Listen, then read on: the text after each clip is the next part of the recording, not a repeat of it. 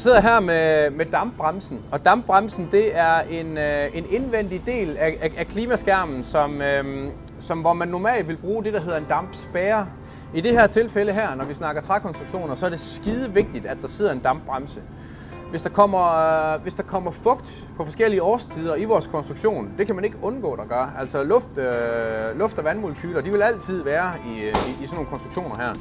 De skal bare have fri passage. Vi skal simpelthen bare spille med naturens egne regler og lade være med at prøve at kontrollere dem. Man prøver på at kontrollere dugpunktet, når man normalt har en dampspærre i sit hus. Og det er en kæmpe stor misforståelse. Vi skal simpelthen bare spille med naturens egne fysiske love. Hvis jeg lige må sammenligne det, så handler det lidt om, at man forestiller jer, at man løber en tur i en regnjakke, så får man et super dårligt indeklima. Men løber man en tur i en helt almindelig slags tøj, hvor man kan sige, at man bliver gennemsvedt, så 20 minutter efter du er færdig med din løbetur og din trøje den er våd, så vil du egentlig opleve, at dit tøj det starter med at fordampe. Det vil sige, at tøjet er stille og roligt ved at gøre din krop tør igen. Og det er fuldstændig det samme, den her konstruktion her, den kan. Det her det er et stykke åndbart tøj, som huset har, både på indvendig side og på udvendig side ude ved træbeklædningen. Og der kan nærmest ikke ske byggeskader i sådan en konstruktion her. Jeg skal lige have med, at sådan en dampbremse som den her, som er papirbaseret,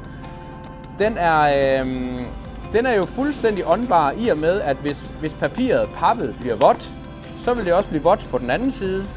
Og dermed så er fugten startet med at vandre igennem konstruktionen, eller den er i gang med at tørre konstruktionen ud i tørre perioder på året.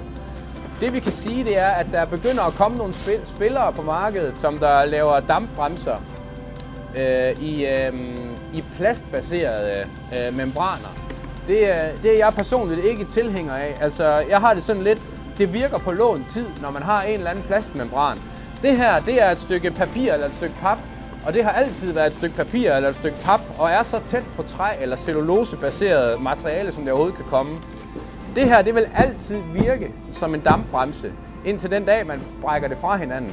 Det her, det kan ikke tilstoppe, eller man kan ikke sige, at membranen virker bedre den ene vej end den anden vej. Det her, det er et fuldstændigt stykke dumt pap eller papir, og det er igen naturlovene, vi skal have fat i.